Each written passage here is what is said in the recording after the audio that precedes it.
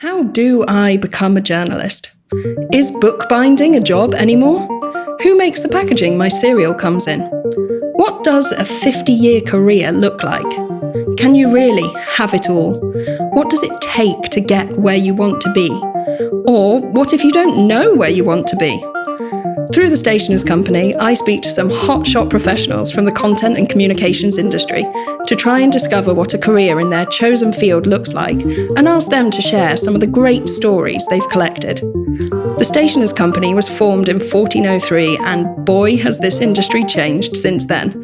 From the early booksellers and illustrators selling their wares in the shadow of St. Paul's, to the dawn of copyright registration and the arrival of the printing press, to today's digital media and artificial intelligence, the crafters, traders and writers of these industries all find a home here.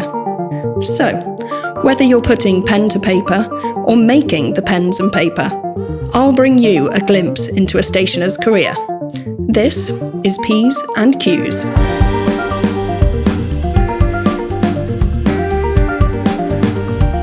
I'm joined today by journalist Michael Binyon.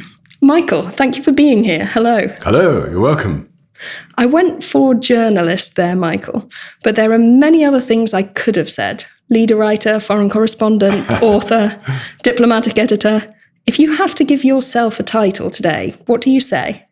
Well, today I'm mostly concentrating on writing the editorials, which we call leaders, leading articles. So I'd probably describe myself as a leader writer, though most people outside the industry have no idea what a leader is. And they think, what, does that mean you teach people to lead or something? No, I write the anonymous opinions of the paper that go in every day, 3 opinion pieces, which are meant to be the view of the whole paper, well, of the editor himself. So that's what I tend to do. And does an editor give you guidance when you're writing a leader? Oh, yes. That's the one area where the editor accepts and takes full responsibility and where he essentially feels that he can lay down the views that he wants to promote. So we have a discussion every morning. We go through what the day's news is and what our opinions are. And the editor, he doesn't say, look, write it like this, but we try to get a sort of consensus. And if the editor has a particular strong view, this is what I want to say, this is what I want to do, you'd be well advised to follow his line. What if you disagree? Well, if you disagree, line? He does have the right. If you disagree completely and don't want to write it, then you can say, well, actually, I really don't think I can write that. And he'll think less of you and ask somebody else to do it. Or you can rather sneakily say, yes, sir, of course, but quietly plod your own way slightly different. You just put in all the various provisos and counter-arguments while following the line he would like to take. But mostly, we nearly always agree on what we think and what we would like to say and what the main points are. And then you sit down and write it, and that's it. And then, of course, he looks at it. The editorials, or the leaders, are the only bit of the paper where the editor has the right to change anything. I mean, it's meant to be his view. So if he doesn't particularly want the sentence put like that, he can change it. But to be frank and pleased, he very rarely does that. I mean, usually he's pretty happy with what you write. And can I ask, why doesn't he write them himself? Well, the editor's got an awful lot else to do, and he's got to look at what all the main stories are and decide what we're giving prominence to, what's going to be on the front page, how he wants to project this, what are the best pictures we want to use. And he also, because he has responsibility for the whole paper, he has to read it all, which is a lot of reading. And, of course, then he has all the, talks and calls to various people. He hobnobs with various politicians. He sometimes has meetings with people. So to actually sit down and write a leader, I mean, you can do it quite quickly, but usually it takes at least an hour or two to write an editorial. I mean, I've written 4,304 leaders. Sorry, 3,400. Yes, I mustn't exaggerate. 3,400 in the past, I've been on the paper for 53 years. So I've written quite a lot in that time. But you get into the sort of knack of doing them. And I can usually write one fairly quickly when I know what the outline is. But for those who don't write them very often, it's quite a to-do, to get the stuff together, make the points you want to make sure it hangs together and all that. And what has it taken you to get to the position to be the one writing those leaders? Well, I'm not the only one. We have a team. We have about 3 or 4 of us. And I'm only a part-timer. I mean, I'm no longer on the staff because officially I retired in 2009. But I mean, nobody ever, retires from a newspaper. It'd be so boring. And how quickly did you go back to work? Well, I went back to work about a couple of days after retiring. I mean, I hadn't finished. There's something I said, could you come in and just do something? It was, I think, an editorial on Zimbabwe. I remember the editor at the time. We had a sort of farewell ceremony and a reception, goodbye and farewell and good luck. And then I was in 2 days later. And I do occasionally write other bits and pieces. I used to be a foreign correspondent, so I sometimes write stories about what's going on overseas, particularly if I have something to myself that others haven't got. So I'm open to offer things to any section of the paper. I've done book reviews, I've done arts coverage sometimes, foreign news, occasionally domestic stories. Depends what comes up. And if something comes into my patch, I can offer it to the foreign editor, the home editor, or whoever. I rather like the rhythm. I mean, the thing about a daily newspaper is it's a one-day rhythm. There are some things where you need a lot of preparation, features and things like that. You need a day or two, especially if you're doing a big analysis of something. But others, most stories, it's a 24-hour thing. You do it, you finish it, you send it, you breathe a sigh of relief, say, and then the next day you start all over again.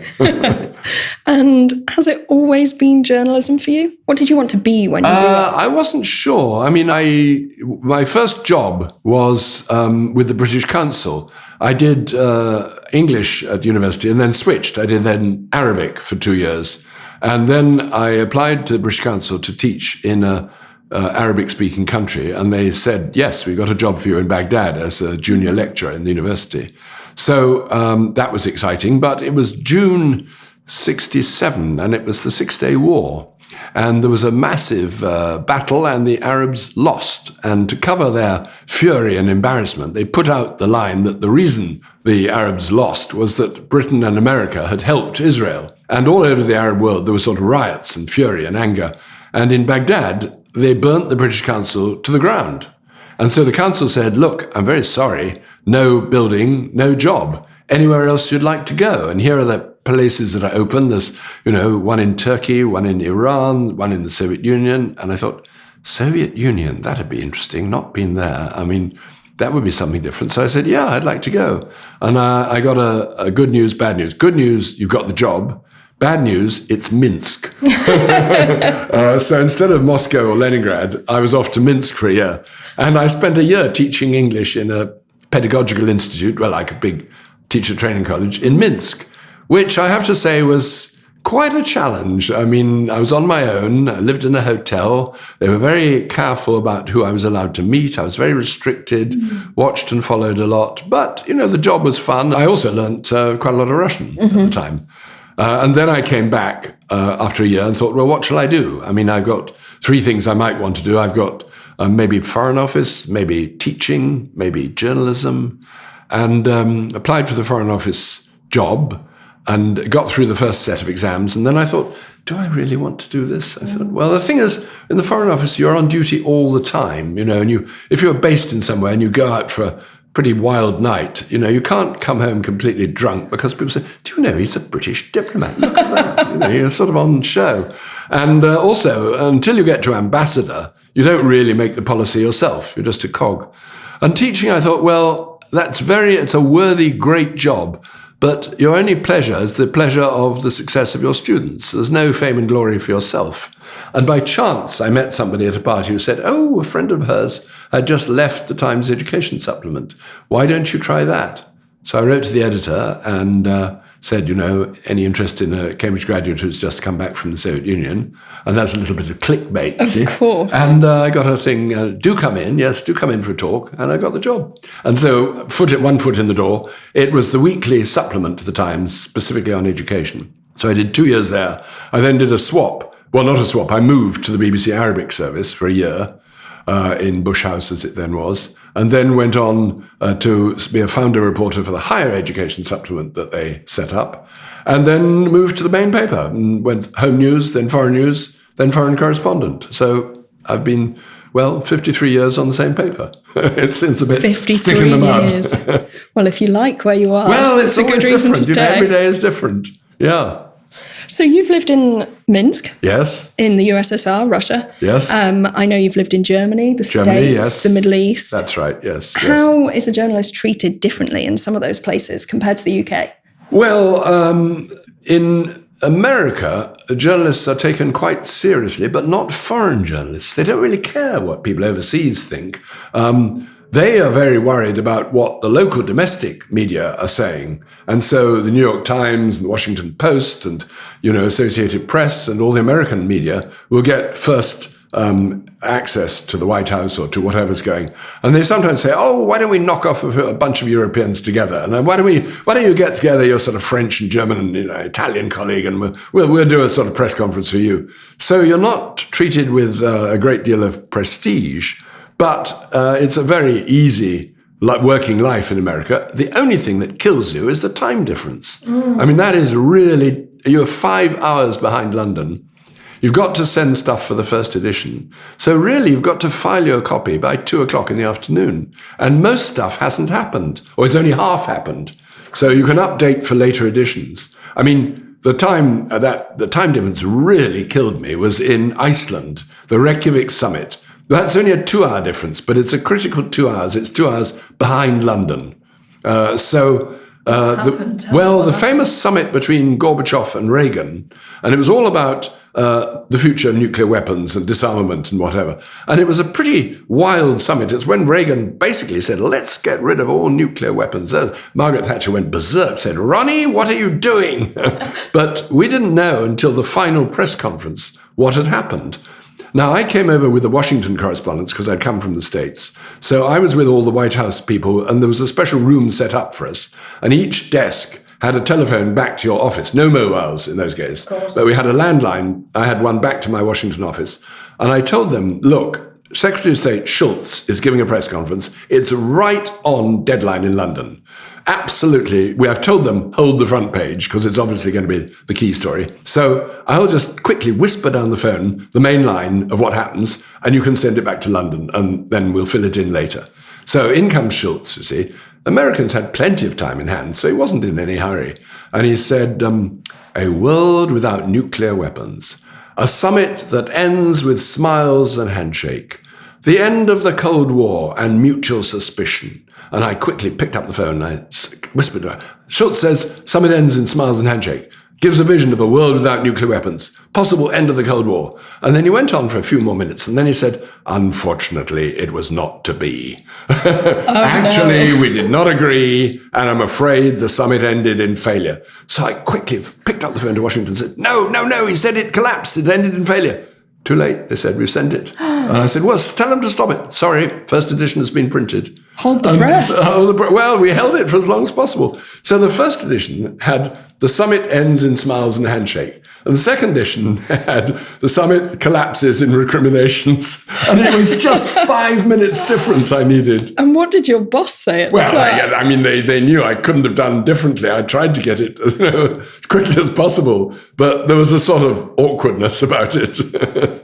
And I know we've spoken before, Michael, because you've seen so many of these moments in history happening around you. We've spoken before about the fall of the Berlin Wall, which I know exciting. you reported on. Why did you get the call? Can you tell us about that? Well, I was in Brussels at the time. I'd been a correspondent in Germany. Then I was in America. Then I was covering the EU in Brussels. And we didn't have anyone in Berlin itself. We had a correspondent in East Berlin. But of course, at that time, it was almost impossible to get from east to west. So they wanted a correspondent in West Berlin, and they knew I'd been in Germany. So they said, can you get there? How soon? They called me up on, I think it was Thursday evening. They said, can you believe it? They've just opened the barrier. And people are streaming into West Berlin. I said, good Lord. I said, how soon can you get there? I said, well, I'll take the first plane. I could be there by about 7:30 in the morning. Yes, get on that plane. Got to Berlin, West Berlin, and jumped in a taxi. I said, Die Mauer, sofort, the wall, now. So we went to the wall, and I couldn't believe it. There were people jumping on the top of the wall. And, I'd seen this wall many times. And they said, come. And they reached down to pull me up. It's quite high. The wall was quite a high wall. It was quite difficult scrambling up. I remember I lost my house keys, which is very annoying. Scrambled up, and on top of the wall, a week or two earlier, they would have shot people who were looking over the wall or standing on it. Then there was the most extraordinary week. It really was absolutely amazing. It was one of these times I thought history is happening all around me. And they had a formal opening of a new crossing point on the Sunday morning. And I remember the two mayors were going to meet. They'd just put a new path across no man's land between east and west, quickly making sure there were no mines in the area. Gosh. The new path, and then a formal handshake. And on a foggy November morning, they opened this new crossing point, and the people from the east came rushing across in great, huge numbers, and they were immediately given 100 marks greetings money, as they called it.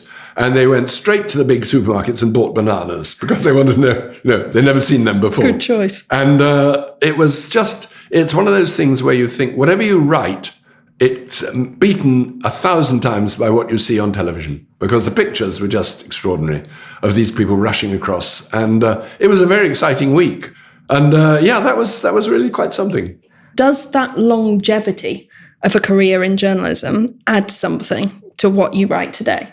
Well, it does in a way. I hope it does, because you have historic memory and sort of other people don't remember things. And, something happens. For example, Ukrainian refugees come in.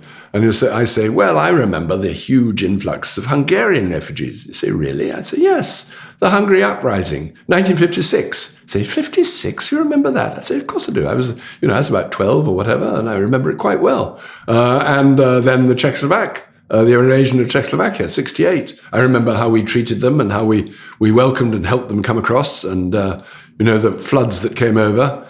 I remember somebody at work said, oh my goodness, you remember the fall of the Berlin Wall? I said, of course I do. I was there. I said, listen, I'm so old. Not only do I remember the fall of the Berlin Wall, I remember when they put it up. Very clearly, 1961. I remember all the people trying to escape and all that kind of thing. Yes, it does help. But the thing is, you've got to keep up. It's all very well saying, well, I vaguely remember the Korean War. I was a real kid then. But if you can't remember who Nadim Zahawi was, and was he some Tory? Didn't he have trouble? What was that? A year ago or two. Or you can't remember what happened last week. Then really you're not much use. You've got to keep up. But then historic memory can be useful. Yeah. You've been so consistent over the course of your career, and how things have changed today. I think this job relies possibly more than ever on being well informed.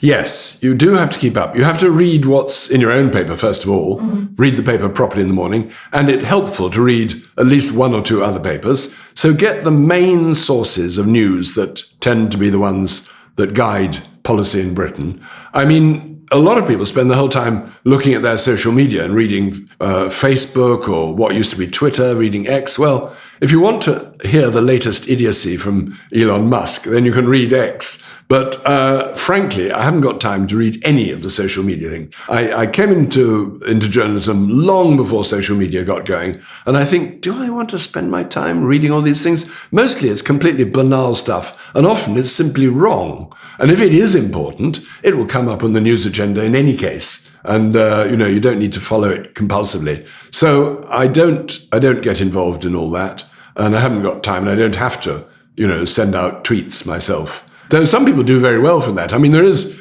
a good job for being a podcaster. And as we see from Alistair Campbell and Rory Stewart, you can do extremely well with that. But I'm still in the old-fashioned print journalism thing. And I like reading newspapers on paper. But nobody under 30 nowadays ever buys a newspaper. I mean, they say, what? Buy a newspaper? Whatever's that for? They don't. So you're writing for the online editions. Well, we've heard about some of these amazing career-defining moments of history that you've been reporting on. What about mistakes? The stakes? Mistakes. Oh, mistakes. Are there any mistakes? Mistakes, they can be very embarrassing. They can be amazing mistakes that nobody notices. I remember when I was reporting from the Soviet Union, I occasionally referred to the 13 elderly men in the Politburo and blah, blah, blah. I didn't count properly. There are only 12. Nobody ever noticed. I forgot to include Denmark as a member of the European Union, got a slightly grumpy message from the Danish ambassador saying, we have been a member just as long as Britain has, Oops. But the thing is, silly mistakes, slips, are very embarrassing, because then it discredits the rest of the story. And I remember going to Rwanda. I went there once before to actually recruit some journalists to come for training in Britain. Fascinating place. And I went there again where there's a big project on reconciliation after the genocide. And I was taken to villages where the people had perpetrated the most terrible crimes. They'd gone back to their village, they'd served time in prison, and how to reconcile victims and perpetrators. It was really moving. And some, they shook hands and were friends again after having killed, several people. Anyway, I wrote a story about this and about the terrible genocide in 1992. And it was actually 94. Or have I got it the wrong way around? Whichever it was, I got it the wrong way around. It was either 2 or 4. And somebody said, well, surely you must have known. And that made me think, yes, of course it was. And just as silly getting the date wrong, it makes you think, well, have you really done your homework? And people think that. They think a little detail betrays the fact often it's just a slip. A typo. Yeah, getting the whole story upside down, that's bad. And if it's a very controversial story, of course, others will dispute it because there are 2 sides to it. And as long as you've made an attempt to contact both sides, if it's a very one-sided story, it looks like propaganda, not reporting. So you must make an attempt. Quite often, the other side, if they're having a furious row, won't answer or won't reply or won't respond. That's why newspapers quite often say something like, an attempt was made, or so-and-so was asked for a comment, but clearly didn't give one. No comment, exactly. No comment can be quite damning if it's just no comment, then you think, well, are they afraid, or have they got something to hide, or why are they not commenting? Why not? Yes, exactly. Which do you think are the best news sources at the moment? Gosh, it's very hard to tell. I think the old traditional ones are still pretty good. News agencies who have people on the ground who report day in, day out. Something like Reuters or the Associated Press, they are there to serve the greater media. And media depend a lot on news agencies. And unfortunately, these guys don't get much credit, but they do all the donkey work. Then I would say the BBC has a very extensive network of correspondents. And their website, BBC News website, is very good, very comprehensive, and lots of background detail. And then a lot of these specialists, the lazy thing nowadays is all you have to do is type in something like Greenland, Trump, or whatever, and up come 6 or 7 articles written by, all sorts of people, people who've been reporting it, and you can quickly go through them and see what seems to be reliable and what clearly isn't. And the old-fashioned way, there's nothing better than calling up a source directly. But, of course, it's quite time-consuming, and you can't always get hold of people. But news media, everyone reads everyone else. The problem is that if one of the media makes a mistake, and there's some great error in it, and they correct it the next day, that error is still repeated in the original posting.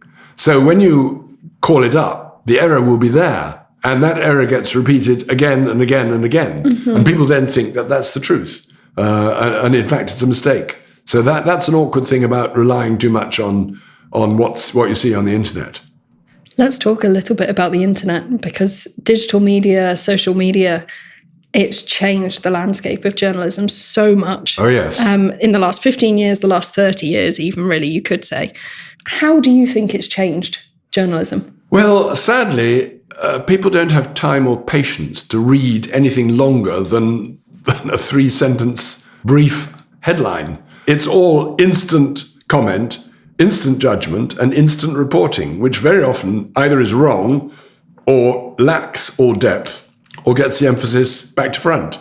And nothing is more wrong than stuff that is put out by partisan enthusiasts for a particular cause, where they can distort or deliberately misrepresent what it is, and particularly if they're quite well known and are well followed, this misleads thousands of people. I'm quite aghast at the recent decision by Facebook to give up fact checkers. It's a blatant attempt to curry favor with Trump, because they actually excluded Trump. They said he was telling lies. And of course, he's never forgiven them for that. And so they're very keen to get into his good books. And the first thing they did was to get rid of Nick Clegg, who was their PR man who was basically responsible to making sure that what went out had full authority and had been checked. They're going to keep fact checkers, I think, in Europe for the moment, so they say. But, all kinds of misapprehensions, misreporting, lies get online, and people don't know what's true and what's not true. And this, of course, is hugely enhanced, or will be enhanced, by artificial intelligence. I mean, AI can write something that appears absolutely correct, and they can produce photographs and, all sorts of things that never existed. Those are wrong, they're fake.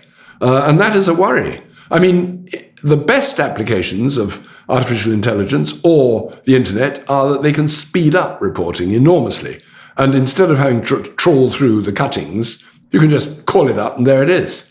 But it's a pity if people don't have the patience or the time to read proper reports. Now, good magazines, and without naming any, I shall talk about The Economist, that have the time and the resources and the consideration to look at news and think, how should this best be reported and what's the background?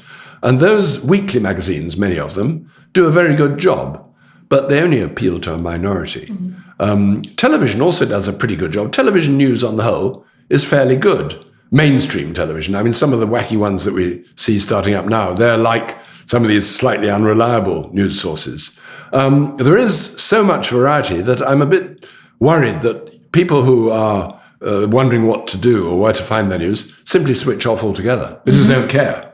You hear people talk about oversaturation. Oh, yes. And the response I'm sure that's to that true. is to switch off. Yes. Either people just, the only thing they'll read about is steam trains, which, of course, I read about that as well all the time.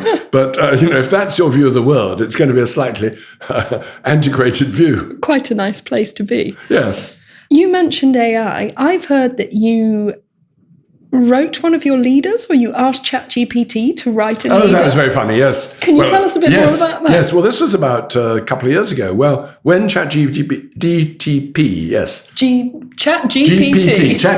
yes. I don't know what GPT stands for, but anyway, that one.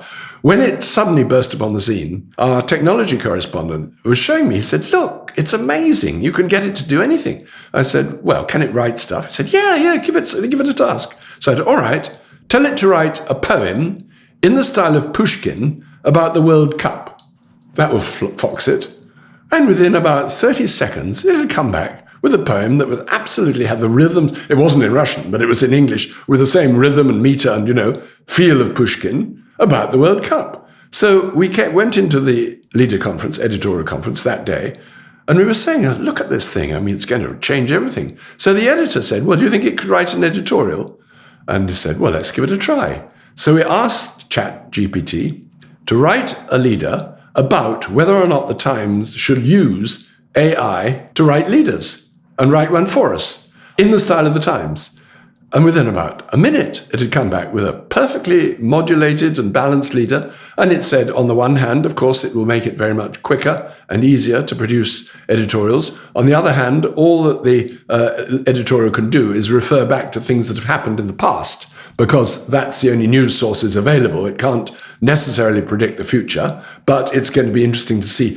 And we thought, this is perfect. It's exactly what we would say. Did it get printed? Yes, it did. And we did put on the top, this leader has been written by computer or by artificial intelligence. And we ran it. But we thought, we better not do that too often, as well, none of us will have a job. Very true. I'd like to just ask you about the Stationers' Company, as that is what's brought us together. What made you join the company?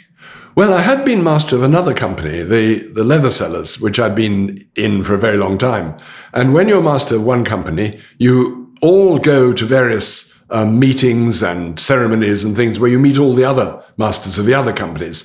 And one of those, who was a good friend, became a good friend, very nice fellow, was the master of the Stationers, Noel Osborne. And he said, look, why don't you join the Stationers? I mean, you've been a journalist, you are a journalist, so you qualify under our rules, and it'd be nice to have you. You know what the livery company is all about. So I asked the Leather Sellers, would it be all right if I joined another one? They said, if you want to. So I did. And of course, straight away, I sort of was familiar with the culture of how livery companies work. And quite quickly they put me on the court because they said, well, you know what it's all about. So I did about 6 years on the court, and that was very enjoyable. And I mean, it is a community of people from diverse industries, but there is the sort of basic communication, I suppose, is the basic theme, either on paper or, written word, or, people who are working in that field. And it's a big company, so you meet lots of different people, and it was good fun. And yeah, it still is good fun, and I still go to quite a few of the meetings and dinners. I was going to ask what's kept you here, but I think you've answered that. Yes, it's fun. And finally, because we are stationers, and because you're an occasional arts and book critic, can you give me a book recommendation? Something you've read recently, or something you've read? Yes. Well, I went to get a book by a friend of mine who wrote a very good book about Moscow in Yeltsin's time, when it was all chaotic. He was sort of working as a student there, and it had a wonderful title, Last Dance in the Discotheque for Deviants. I've heard of this. It was very good. It was about sort of how gay culture began and then got suppressed, and about the youth in Moscow at that time. And the other one is the book about Smiley, written by John le Carré's son, who took up the mantle of continuing the George Smiley tradition. This is Nick Harkaway. Yes. Yes. And it got very good reviews. So I haven't yet opened it. I bought it for somebody else, and I might just sneakily read it first before giving it away. Or I might buy another copy. But that's said to be very good. Yeah. I will add all 3 of those to my reading list. Thank you so much for your time today, Michael. Welcome. Yeah. That has been Michael Binyon, journalist, and I have been your host, Georgina Brown. Until next time. Created by Georgina Brown and Mike James, P's and Q's is brought to you live from Stationers Hall. This episode was recorded, produced, and with original music by Gordon Turner. A special thank you to the Stationers Company.